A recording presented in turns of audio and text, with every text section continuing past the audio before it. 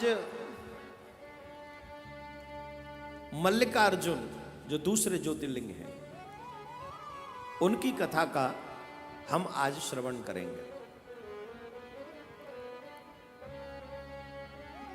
ये कर्नाटक में कृष्णा जिले में मल्लिकार्जुन ज्योतिर्लिंग के रूप में वहां पर महादेव शिव महादेवी के साथ विराजमान है। ज्योतिर्लिंग कृष्णा नदी के तट पर श्रीशैल पर्वत पर है। यहां पर भगवान अवतरित क्यों हुए, यहां पर भगवान प्रकट क्यों हुए, यहां पर भगवान के आने का कारण क्या है, ये पूरी कथा है।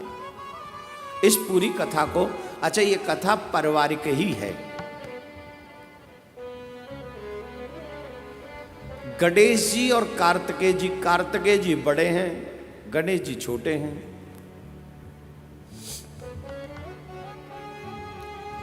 अब दोनों के विवाह की बात चली कैलाश पर्वत पे। घर में चर्चा हुई विवाह किसका पहले हो, गणेश जी का कि कार्तिकेय जी का।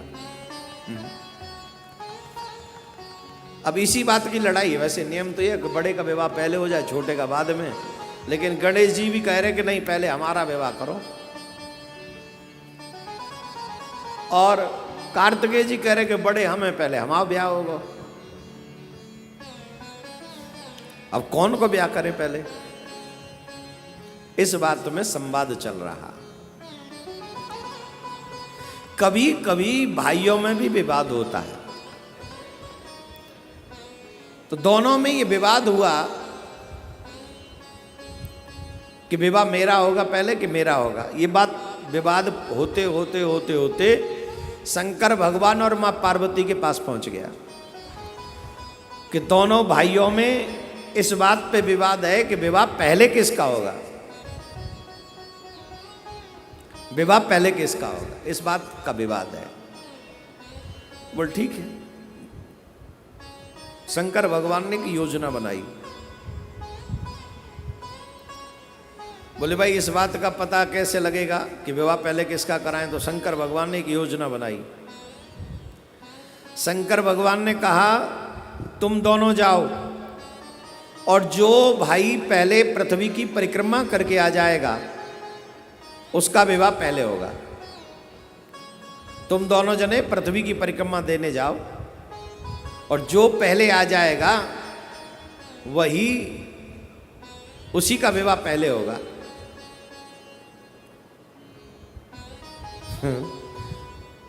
कुमार कार्तिकेय जी का वाहन है मोर और गणेश जी का वाहन है चूहा। अब कुमार कार्तिकेय तो हो गए खुश, बोले अब तो कंफर्म, मैच प्रारंभ होने से पहले डिसाइड हो गया कि हम ही जीतेंगे।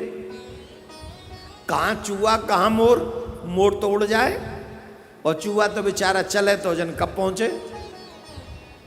और चूहा को कहीं बिल दिख जाए तो कहते वहीं घुस जाए, लड्डू दिख जाए तो वहीं घुस जाए। चूहा तो चूहा। कार्तिकेय बोले मुझे स्वीकार है। गणेश जी बोले इनको तो स्वीकार होगा ही, सोचना तो हमको है। पर यही बात कंफर्म हुई कि जो पहले पृथ्वी की परिक्रमा करके आएगा उसी का विवाह पहले होगा। तो अपने अपने वाहनों में बैठ कर मोर पे बैठ के कार्तिकेय चले गए। गणेश जी ने चूहे को बुलाया, आओ चलो। तो चूहा बोला आप जानते हो पृथ्वी कितनी बड़ी है। बड़ी तो है पृथ्वी की परिक्रमा। बोले पृथ्वी की परिक्रमा आपके बड़े भैया 7 कर लें शायद हम तब तक भी न कर पाए। अरे ऐसे नहीं, फिर तो हमारा विवाह लेट हो जाएगा। बोले अब आप देखो, बुद्धि लड़ाओ, प्रयोग करो। बोले अच्छा चलो रुको। गणेश जी ने चिंतन किया। यहां पर बच्चों को बहुत आवश्यक ज्ञान देते गणेश जी। शास्त्रों में, पुराणों में पिता को आकाश कहा गया है। पिता कौन है? बोले आकाश। मां कौन है? पृथ्वी। आजकल जो बच्चे अपने माँ बाप का अपमान करते हैं उनको ये चीजें सीखनी चाहिए। आप जब अपनी माँ का अपमान करते हो तब आप पृथ्वी माँ का अपमान करते हो। जब आप अपने पिता को इग्नोर करते हो, पिता की इंसल्ट करते हो, तब आप आकाश की इंसल्ट करते हो। और पृथ्वी के बिना और आकाश के बिना तुम्हारा जीवन अस्तित्व तो किसी काम का नहीं। समझ रहे हो? तो पृथ्वी मां है, आकाश पिता है।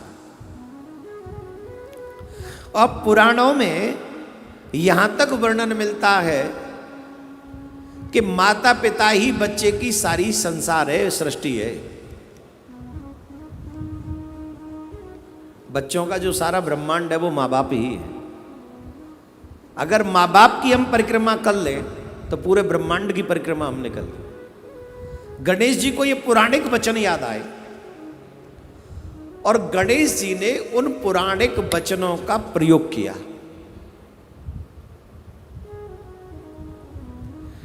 शंकर भगवान से कहा विराजो, विराज गए। मां पार्वती से कहा आप भी विराजो।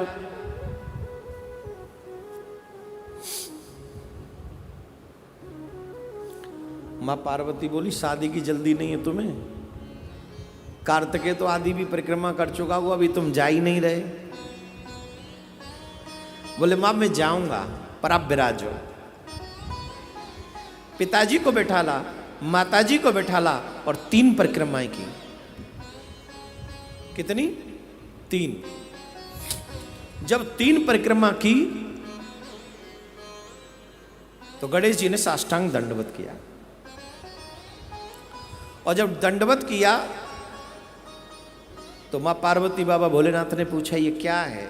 बोले मैंने सुना है कि माता पिता की परिक्रमा पूरे ब्रह्मांड की परिक्रमा होती है, इसलिए मैंने आप दोनों की परिक्रमा करके पूरे ब्रह्मांड की परिक्रमा कर ली है। अब आप ये डिसाइड करें कि ये शर्त कौन जीता है। परिक्रमा जो पहले करेगा उसी का विवाह होगा, ये शर्त थी। अब आप ये डिसाइड करें कि ये परिक्रमा जीता कौन है। इतने में कार्तिकेय भी आ गए परिक्रमा करके। कार्तिकेय जब परिक्रमा करके आए तो ऐसा कहा जाता है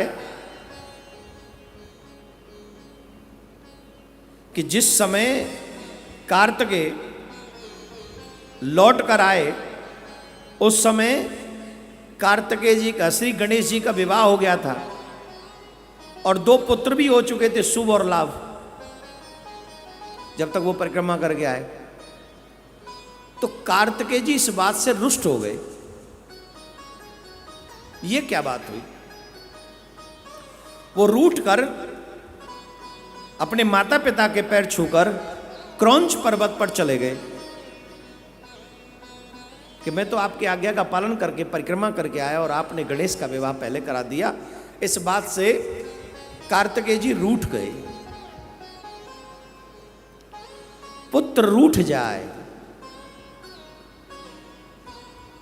पुत्र रूठ जाए, मां को अच्छा नहीं लगता।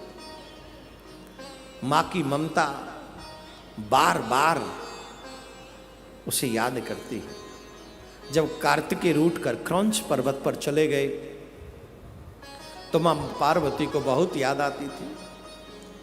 कई बार ऋषियों को भेजा, जाओ उनको मना के लाओ, पर वो कार्तिकेय लौटकर नहीं आए थे। मां पार्वती बोली अगर कार्तिकेय नहीं आते हैं, पुत्र ही तो है, हमको चलना चाहिए, हम चलते हैं, हम उसके पास चले। तो शंकर भगवान और मां पार्वती वो मल्लिका के रूप में और वो अर्जुन के रूप में वहां पर पहुंचे। कार्तिकेय जी को जब ये पता चला कि भगवान मेरे माता पिता यहां पर पधार रहे हैं, तो कार्तिकेय जी वहां से 3 योजन पर और दूर चले गए, श्रीशैल पर्वत पर चले गए वहां से। और भगवान भोलेनाथ उसी जगह पर मल्लिकार्जुन के रूप में विराजमान हो गए। शिव शंकर और मां पार्वती वहीं ज्योतिर्लिंग के रूप में बस गए। बोले मल्लिकार्जुन महादेव की जय। वहां पर मल्लिकार्जुन के रूप में भगवान विराज रहे हैं। और जो भी मनुष्य भगवान शिव के उस ज्योतिर्लिंग के दर्शन करता है, वो जो भी पाना चाहता है उसे सहज में ही प्राप्त हो जाता है। बोलो राधे राधे।